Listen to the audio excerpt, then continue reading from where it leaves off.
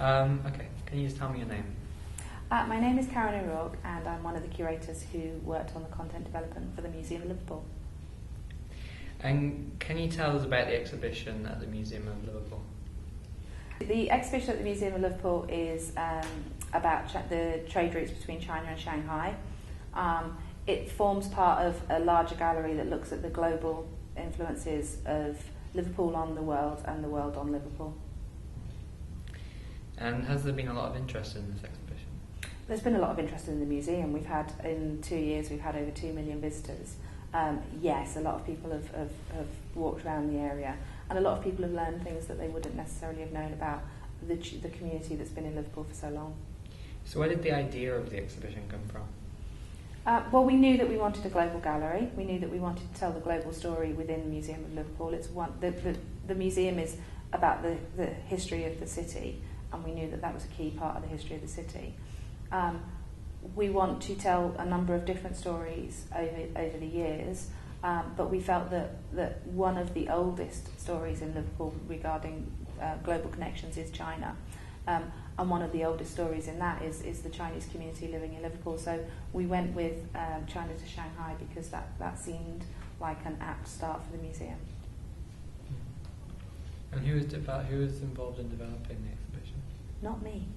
Okay, could you share with us anything you know about the early history of Chinese people settling in Liverpool? Well, I know that the Chinese community was one of the earliest in Europe, in Liverpool. The Chinese seafarers started arriving through the shipping lines, such as the Blue Funnel Line, which was one of the earliest to trade with China, and was coming straight back to Liverpool, to this area. Initially, those seafarers were coming into the city and were not so much settling in the city because they were still quite a transient population, but over time they start to settle. So, for instance, in the 1881 census, we know that there were 15 residences in the Pitt Street area that were being used by the Chinese community.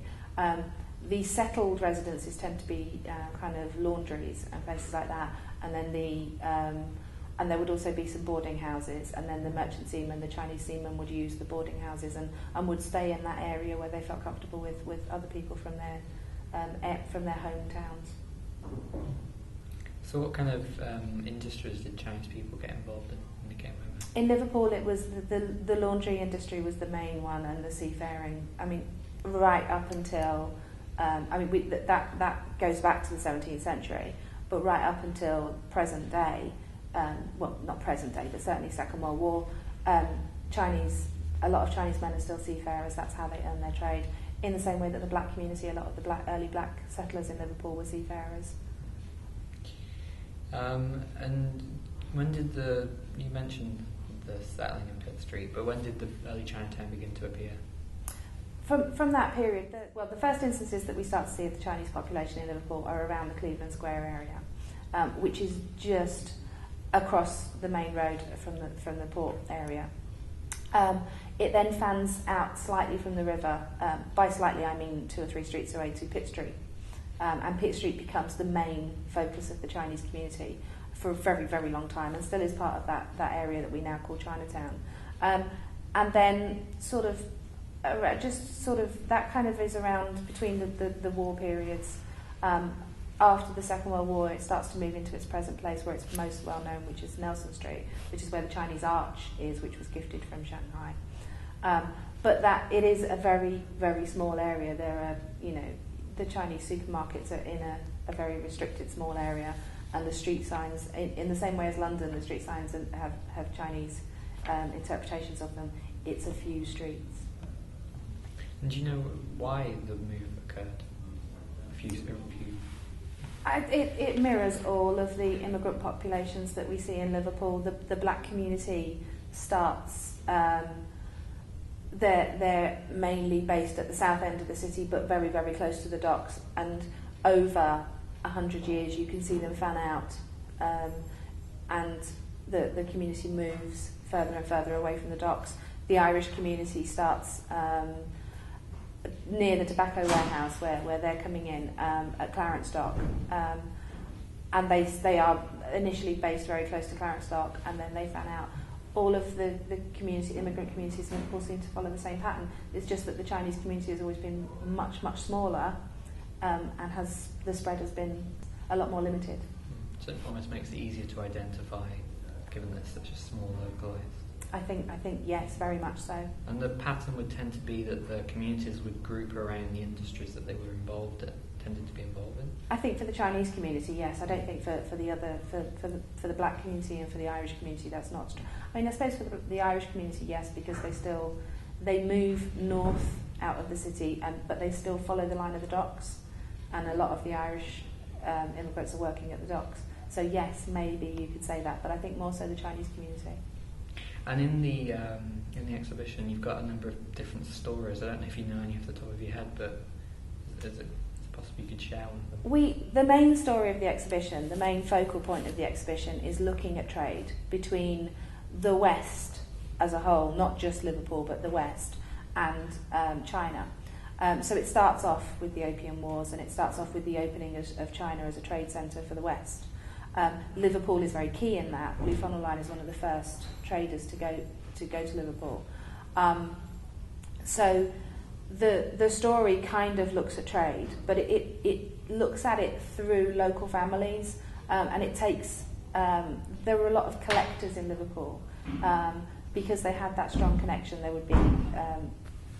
would be a lot of collectors in Liverpool.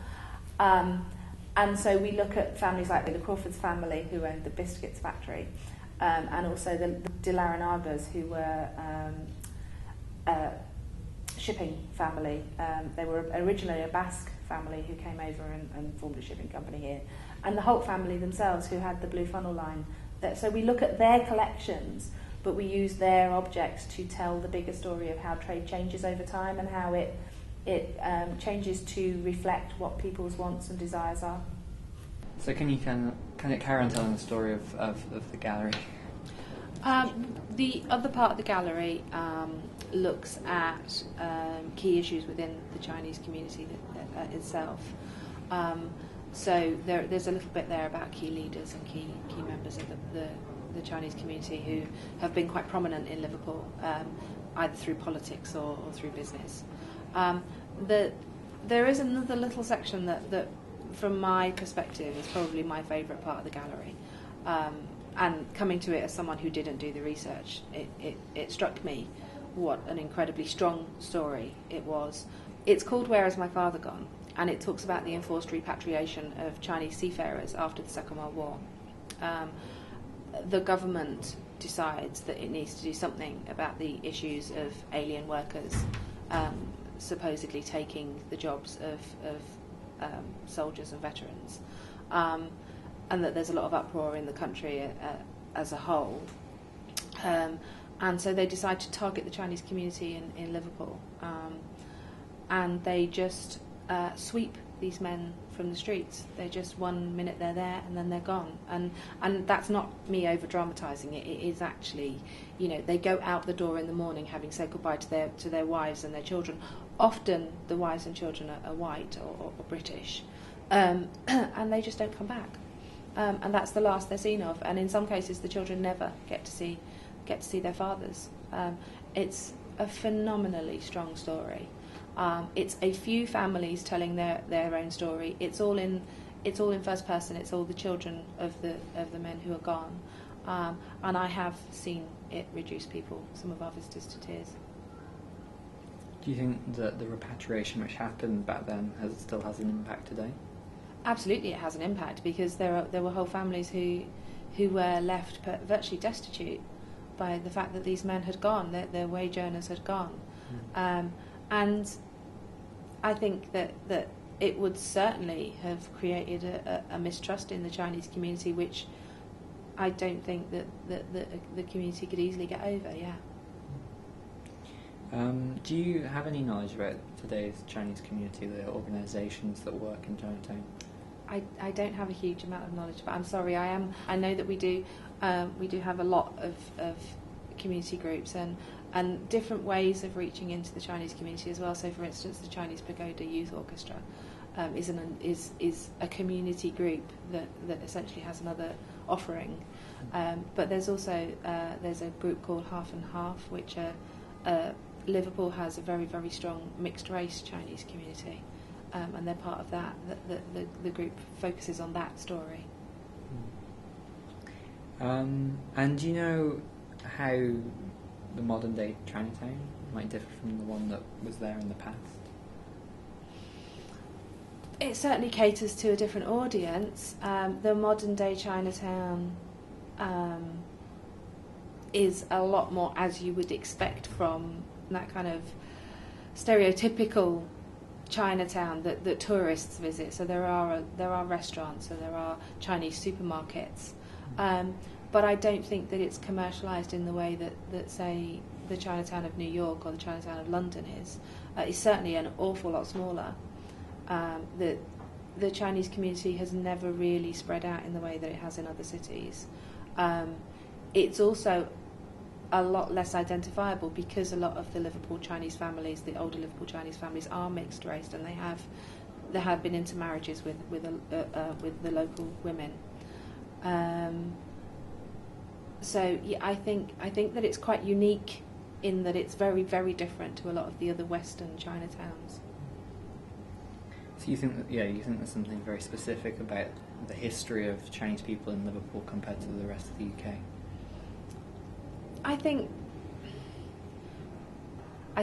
Yes, I do think that Liverpool is unique, but I think it's because the identity of the people who inhabit Chinatown or who are part of the Chinese community is maybe different to the identity of, say, someone who lives in San Francisco who has a wholly Chinese background, whereas most of the people in Liverpool Chinatown or the Liverpool Chinese community have different backgrounds, part Irish, part Chinese, part British.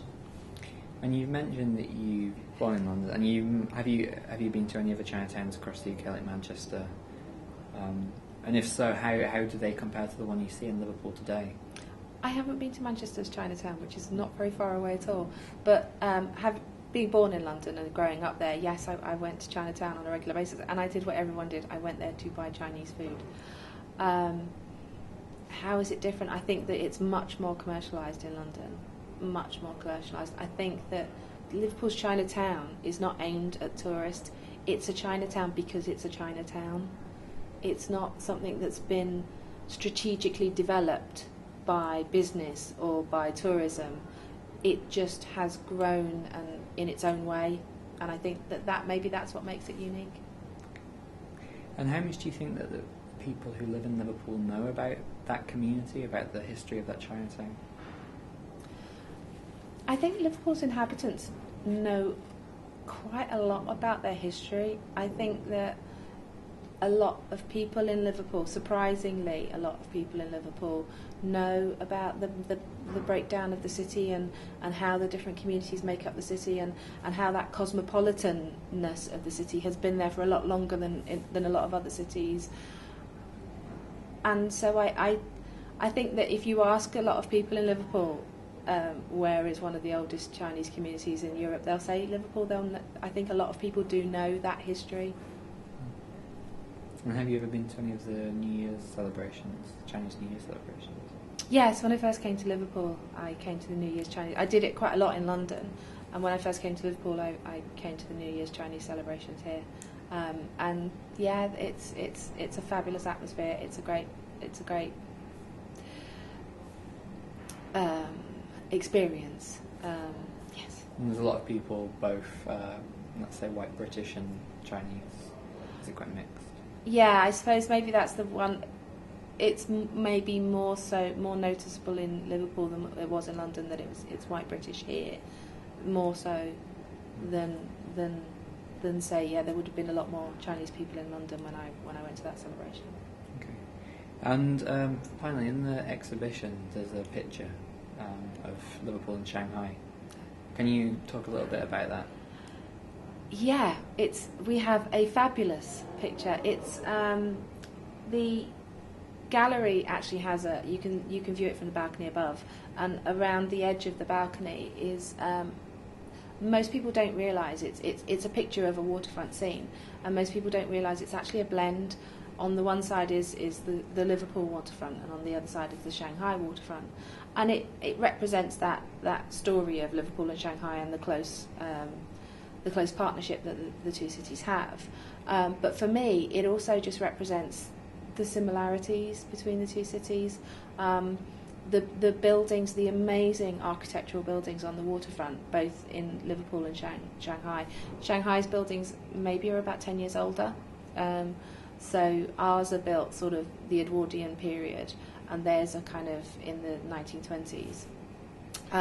But they are strikingly similar. And then behind that you start to see this kind of growth of a port city, and you start to see the more modern buildings and the skyscrapers, but still retaining that very, very traditional waterfront buildings, the very traditional architecture on the waterfront.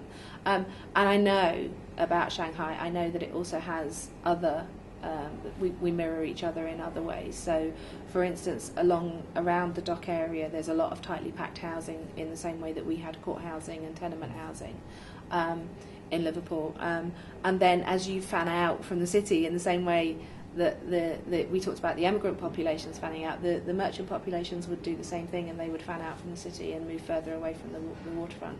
And so you start to see these huge merchant villas, both in Liverpool and in Shanghai.